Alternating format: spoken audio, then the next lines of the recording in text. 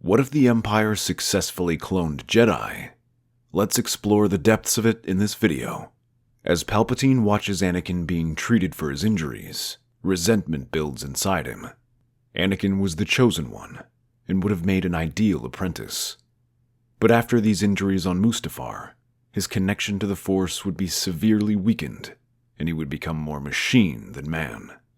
Palpatine must adjust his plans to create the ultimate apprentice. As the droids begin to operate, he orders them to gather DNA samples for research.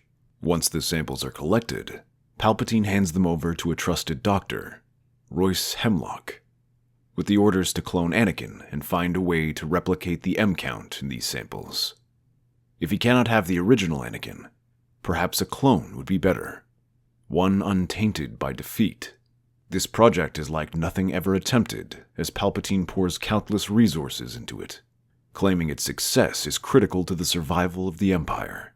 Despite countless tests, Hemlock is only able to identify one individual whose blood can accept this level of midichlorians, Omega. He manages to track down Omega through Sid, a former employer of the Bad Batch, who sells them out in exchange for an Imperial pardon. With Omega under his control, Hemlock wastes no time studying her, trying to replicate her unusual condition. He conducts months of experiments to finally discover a way to create clones whose blood can be enriched with midichlorians. When Palpatine hears of this, he orders that Hemlock transfer the data to him immediately, not wanting to leave anything to chance. This was a prudent decision, as not long after, the Bad Batch storms Hemlock's base on Tanis and kills all the researchers. This is of little importance to Palpatine, as he already has the data. He begins using Force-sensitive individuals to provide a steady stream of midichlorian-enriched blood. At first, he uses the Jedi corpses housed in Fortress Inquisitorius. When those are depleted, failed Inquisitors and captured Jedi are his next option. They are taken to Project Necromancer's new headquarters, where their midichlorians are harvested. Soon enough, Palpatine finally manages to create a stable clone with an M count nearly as high as Anakin Skywalker. As the cloning process finishes, the figure who emerges from his chamber looks identical to the Jedi before his injuries. The Emperor is ecstatic at his new apprentice. However, while he might look the same, he lacks Anakin's skills. Palpatine begins to secretly train this clone while maintaining the illusion that Vader is still his apprentice. For the next decade, Palpatine sends Vader out on missions to consolidate the Empire's control, while he trains the clone on Coruscant, teaching him lightsaber combat and harnessing the dark side. Like Anakin before him, the clone proves to be naturally adept in the Force and quickly becomes a powerful asset. Rather than reveal him publicly, Palpatine has the clone join as an Inquisitor, keeping his face covered at all times. The clone is made Grand Inquisitor and acts as Palpatine's assassin. He entrusts the Grand Inquisitor with the secret orders that should be carried out in the event of Palpatine's death. That comes sooner than expected, as during the Battle of Endor, Palpatine meets his end at the hands of his apprentice, Darth Vader. When the Grand Inquisitor learns about his master's death, the Empire is in disarray, with warlords fighting over territory and influence. The Grand Inquisitor pays little attention to these squabbles as he reaches for his holodisc to learn his secret commands.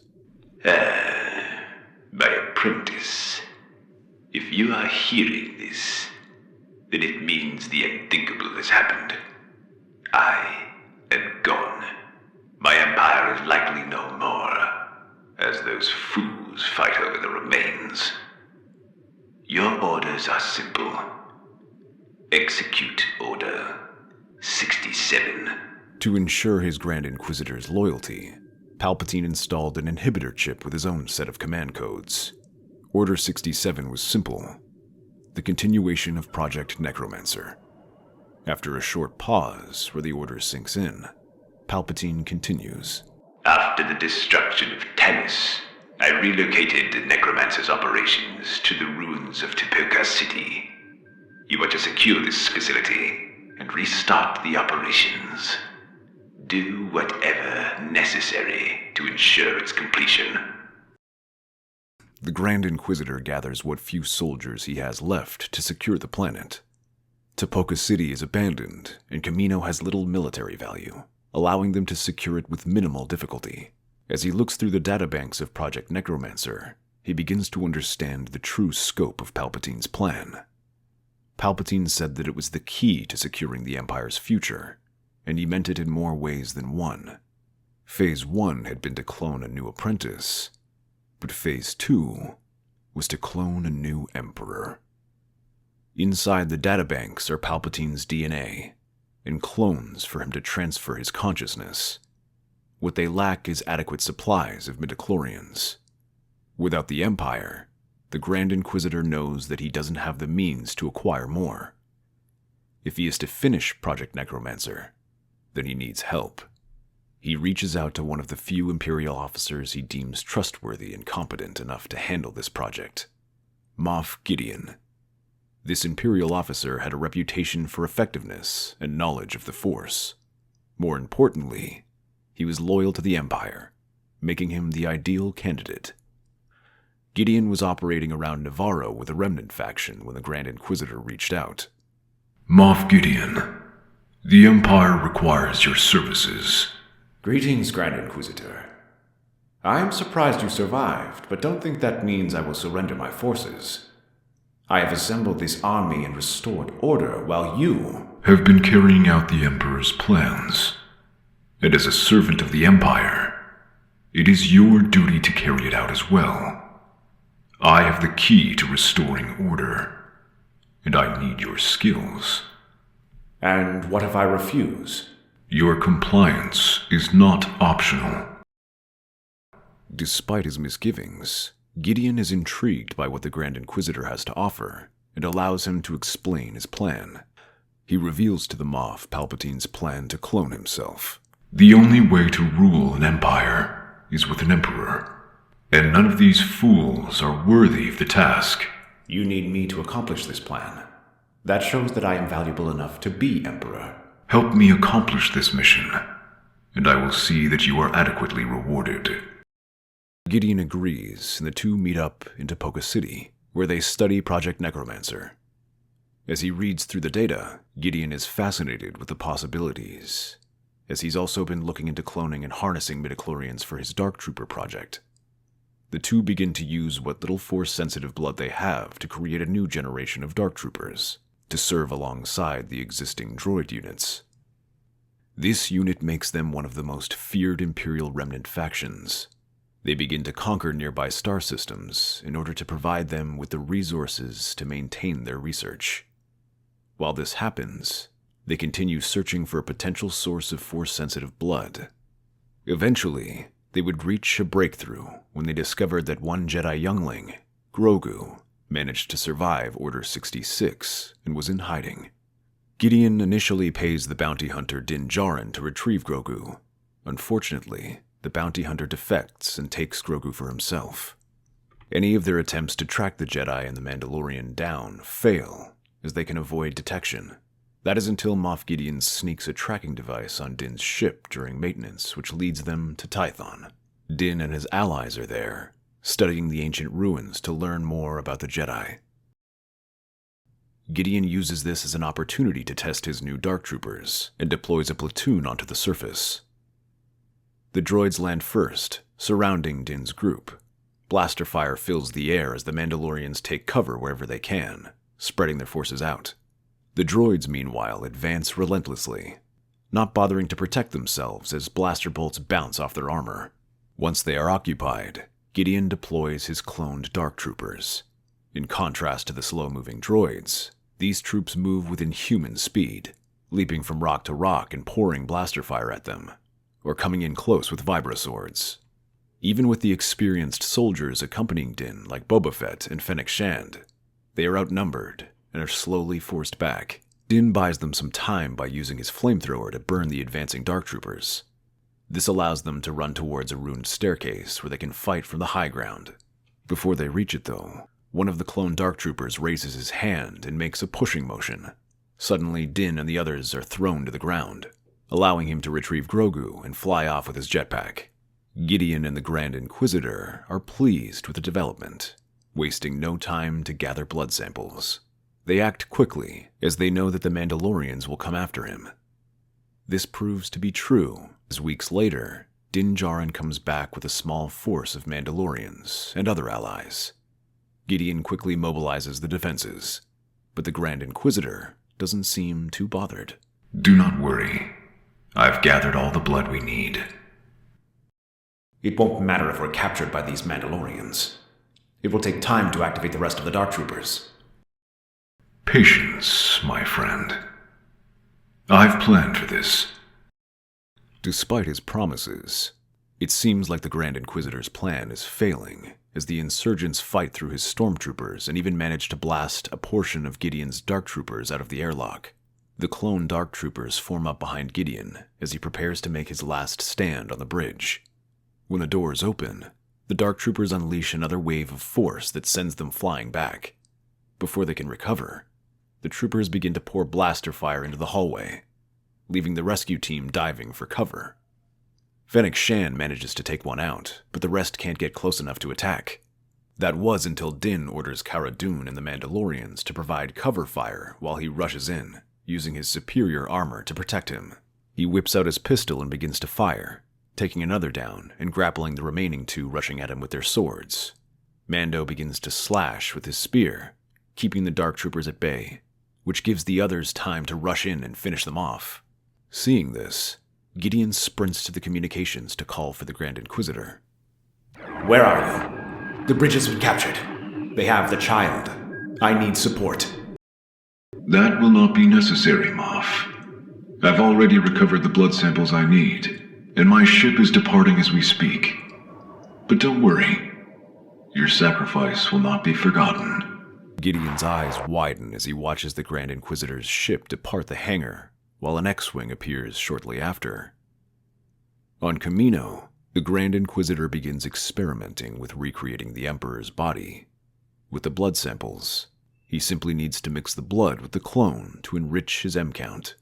In a few days, the Emperor will be reborn. Meanwhile, Luke and the New Republic learn of these plans from Gideon, who is more than happy to cooperate after being abandoned by the Grand Inquisitor. They mobilize their fleet and hurry to Kamino to stop Operation Necromancer.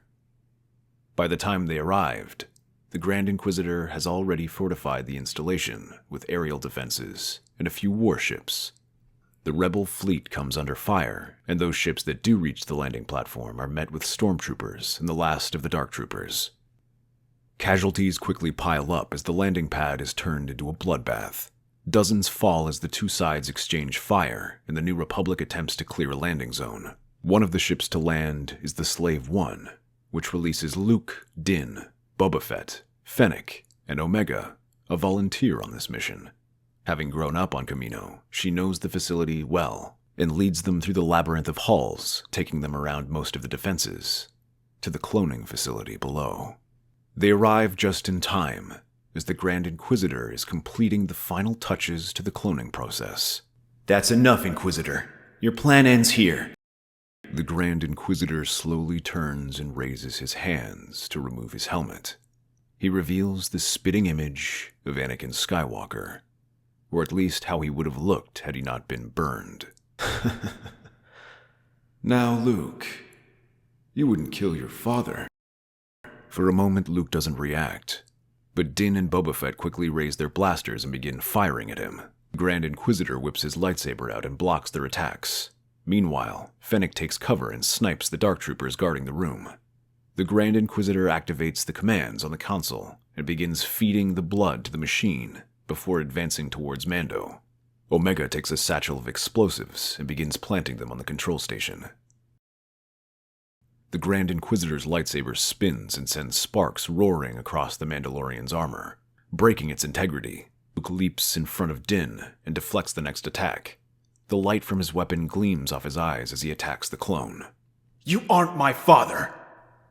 No, I'm better. Boba flies up with his jetpack and fires at the Grand Inquisitor, forcing him to take cover behind a Bacta tank. Suddenly, he appears from above, using his spinning lightsaber to fly up and kick the bounty hunter. Din approaches and unleashes his flamethrower, but the clone redirects the attack and crushes the weapon with the Force. Fennec and Omega, meanwhile, snipe the Dark Troopers and place the last of the explosives on the terminal controlling the cloning process. As Fennec places the final explosive, a blaster bolt hits her in the shoulder and she drops to the ground. Some of the remaining Dark Troopers surround her. Fennec shoves Omega off the platform and hits the detonator before rolling off the ledge. No! Grand Inquisitor is thrown back as Luke shoves him aside while Omega runs up and fires her bow at him. Surrender. Your plans have failed. However, to their surprise, one of the storage tanks begins to power up as the blood has already transferred. The process is too far along. There's no stopping it now. The remaining Dark Troopers begin to fire at them as the coffin begins to open up. Boba hurries to finish them off while Din tries to hold back the Grand Inquisitor, raising his gauntlets as he brings his lightsaber down. This blocks the attack and allows Luke to finish him off by driving his lightsaber into the Grand Inquisitor's chest. Luke hurries to the coffin just as the lid finishes sliding up. Inside is the exact clone of a young Palpatine, his arms folded as if he was asleep. But slowly, his eyes begin to open as he smiles at them. Ah, young Luke. Don't you know it's rude to interrupt your elders while they sleep? With surprising strength, he shoves Luke back and raises from the coffin. Palpatine casually stretches as he uses the Force to retrieve the Grand Inquisitor's lightsaber. The clone served his purpose, but now I shall finish what he started. As he approaches Luke, a burst of blaster fire forces Palpatine to defend himself. This was followed by a rocket that he nimbly leaps over. Boba and Fennec continue to fire as the Emperor drops to the ground between them. Fennec drops her sniper and tries to draw her pistol, but she's a moment too slow, and Palpatine's lightsaber slices through her. Seeing this, Boba rushes forward, firing his blaster, but that's sliced in half. Instead, the bounty hunter begins clubbing him with it as Luke gets to his feet and rejoins the fight. Palpatine laughs and pivots to face Luke, crossing swords with him as he fires a burst of lightning. Luke quickly twists out of the way, but the lightning strikes Din, who is trying to sneak up on the Emperor. He slides across the room, which distracts Luke long enough for Palpatine to shove him back. Boba tries to get back into the fight and raises his ruined blaster over his head. Before he can bring it down, Palpatine whirls back and drives his lightsaber into his chest. All too easy. He moves to finish off Luke, but a shadow from behind fires a single shot. A purple bolt strikes Palpatine in the leg, causing him to fall. Omega leaps up beside Luke just as the Jedi drives his lightsaber into the clone's chest before he can rise. Without leadership, the defenses of Tipoca City collapse. After the battle, the New Republic destroys this facility and all the data to ensure that no one makes a second attempt to resurrect the Emperor. Meanwhile, Grogu is returned to Din, who leaves alongside Boba to establish his rule on Tatooine. That's our theory. The Star Wars universe is a galaxy filled with exciting stories and possibilities, and we love exploring them. If you want to accompany us on this journey to a galaxy far, far away, then please like, share, and subscribe to our channel.